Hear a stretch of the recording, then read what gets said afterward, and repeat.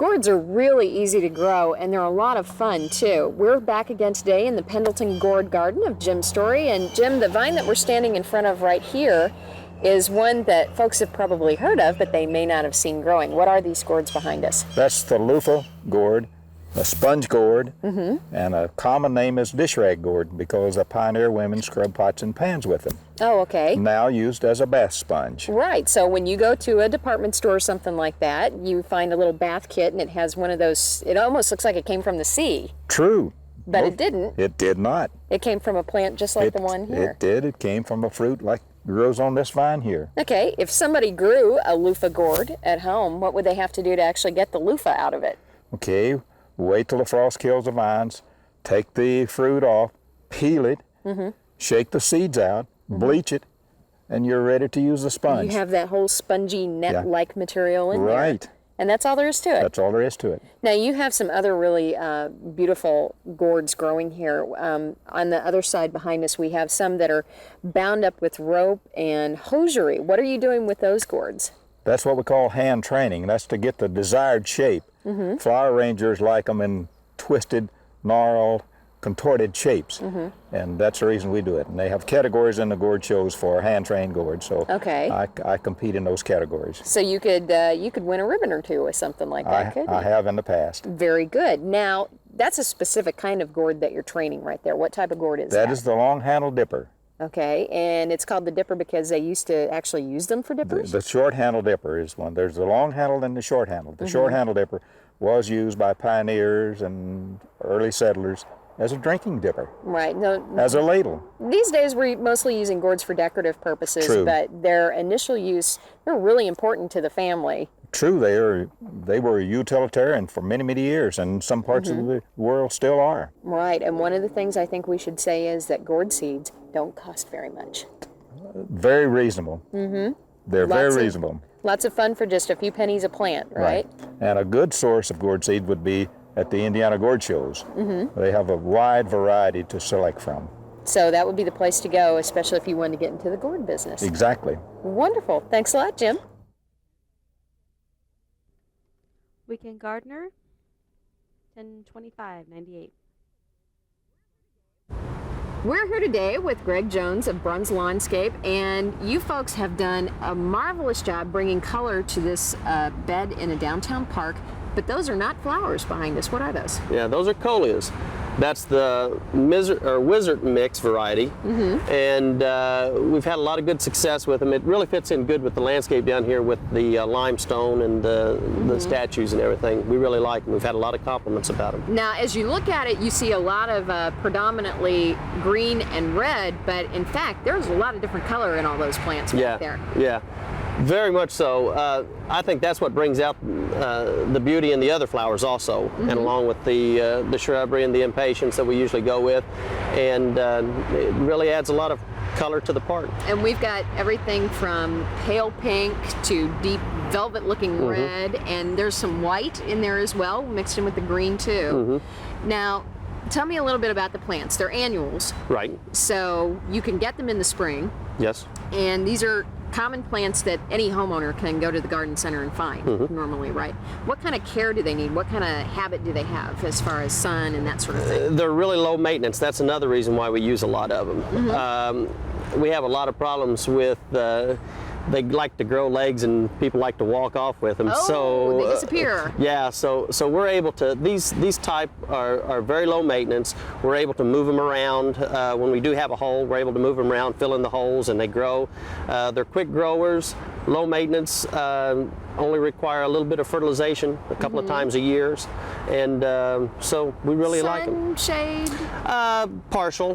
We have good luck with them out in full sun, but we've also had good luck with them the past few years in a lot of shade too. So they're pretty versatile if you're looking for something. I know that's a nice type of plant to brighten up something that might need a little color in it. Now, we're heading into fall. When do you expect that these guys will finish up? The next couple of nights, it sounds like. They're predicting 26 degrees, so it doesn't sound like they're going to be around much longer. But you've had a long growing season with them, so you've gotten your money's worth. Had an excellent growing season. And that's a good idea for a homeowner too. You get a long growing season out of a plant that takes pretty much care of itself. Yeah. Excellent. Thanks a lot, Greg. All righty, thank you. Tree lights, 10:30. We're back again today with Ann Mashmeyer of Indianapolis Downtowning. And Ann, we're going to talk a little bit today about this wonderful thing that lights up Indianapolis in the dreary days of winter, and that's the tree lighting. How is this accomplished? We are very fortunate that we have 25 volunteer lighting partners, typically businesses who have trees along Washington Street, Monument Circle, and East and West Market, and they volunteer to put the lights up in the trees every year. There are 172 trees that are involved, and what's great about this is that we're getting ready for the holidays, and this really creates a beautiful, vibrant promenade into downtown and throughout downtown.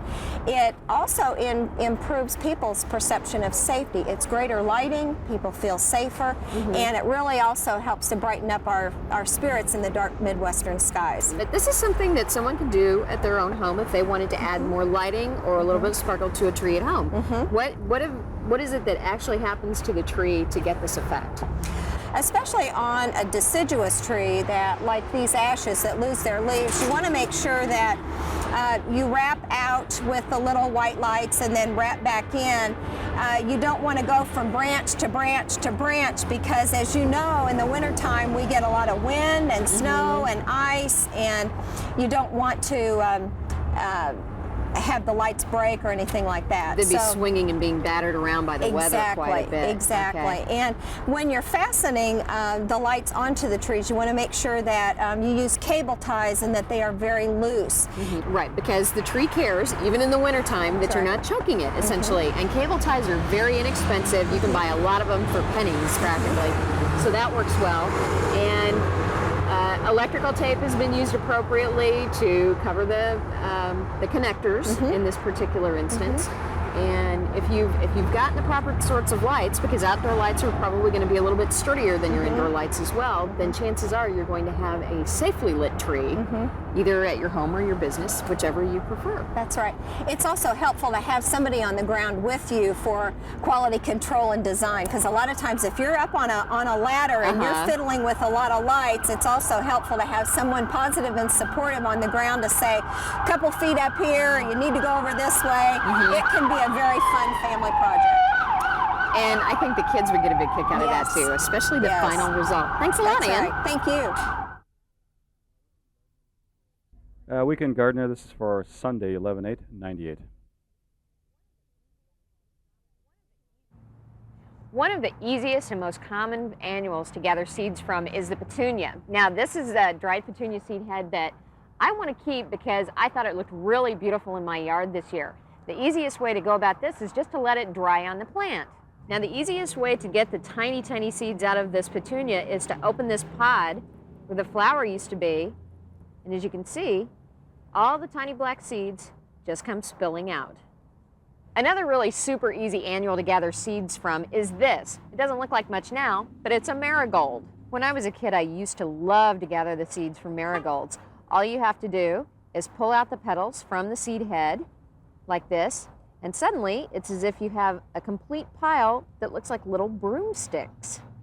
Right now, this dried seed head doesn't look like much more than a weed, maybe some grass, but in the spring, this turns into a really beautiful celosia.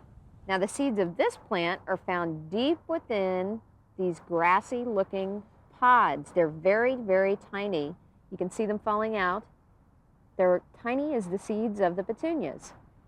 This little seed head is actually kind of fun to look at right now, even after the plant has pretty much died for the year. In the spring, summer, and fall, though, it brings you beautiful morning glories. The seeds for this are actually found within these little dried balls. You just simply pop them open, and out come the somewhat large seeds. This is my garden jacket. When it's a little bit chilly outside, I never leave without it. The fun part about it is sometimes you find surprises, and unless I'm mistaken, I think I have a few seeds in the pocket of this jacket. Yep, blackberry lily seeds from my friend Julia Richards at Crackaway Farm. So once you've gathered all your favorite seeds for the annuals you'd like to have again next year, the easiest thing to do is to mark a plain envelope with the flower and the date, tuck your seeds away in a cool, dry place, and wait for next spring. I'm Shannon Cagle for Wish TV News 8, The Weekend Gardener. Weekend garden landscaping for 124.